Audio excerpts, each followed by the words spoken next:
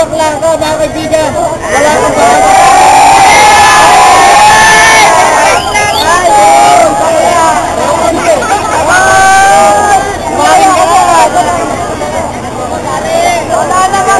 Mga kaibigan, kung mapaglasing ka, wala kang bahagi sa karya ng langit. Nakakatakot po yun. Sabi sa Biblia, paano po kung mamamatay kayo na ganun ang kalagayan ng buhay ninyo?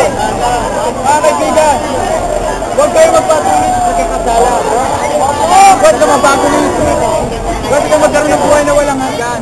Huwag ka mabago yung puso mo, yung isip mo. Kailangan mo kaligtasan. Dumating si Jesus dito sa mundo para hanapin ang mga makasalanan, ang mga naliligaw. Ito rin ang makasalanan na binago ni Jesus na tinatawad niya.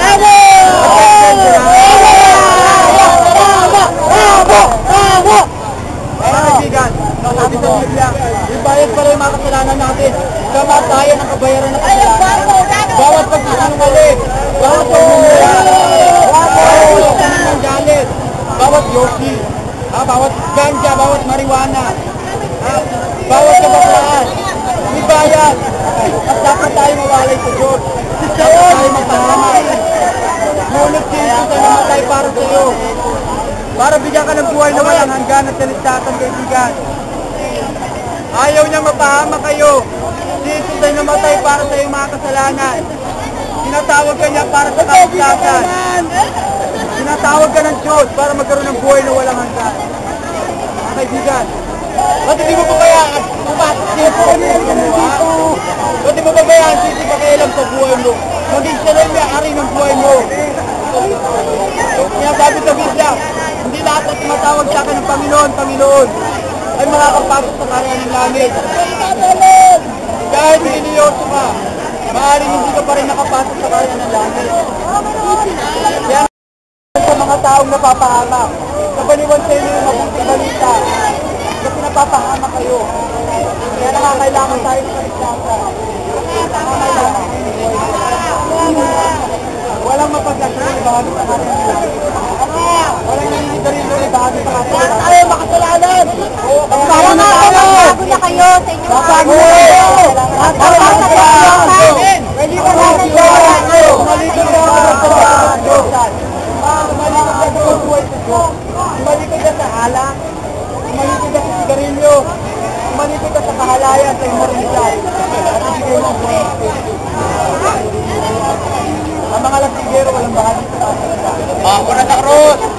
Ibigay mo ang buhay mo kay Jesus! Habang may panahon pa. Paano po kung mamamatay kayo ngayon? Alam niyo po ba kung kayo yung manalangin ka sa Kanya, walang revolt sa Diyos, basahin natin yung Biblia, magsimula na tayo ng tunay na relasyon. Parang sir ka, baka maisir. Pwede kayo magbago. Mga kaibigan, walang mapaglasing na may bahagi sa karya ng langit. Wala ang mga nagtatalik ang hindi kasala may bahagi sa karya ng langit. Nakakalungkot po kung kayo mamamatay, wala kaligtasan. Kaya kailangan niyo po si Jesus bago pa kayo mamatay.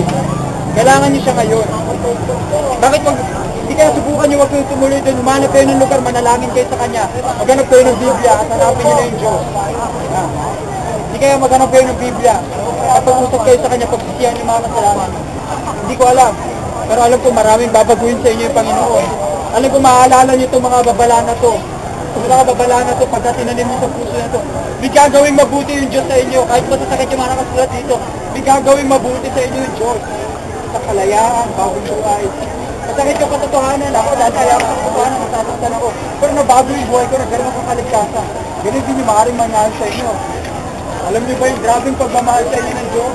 Na si Jesus pumunta dito sa mundo, na sinalo yung buhos ng Diyos para sa atin. Na kung tayo mananampalataya sa Kanya, magsisisi, hindi na tayo makakasulat. Kahit ang dami nating nagawang kasalanan, malinis na tayo sa harapan ng Diyos.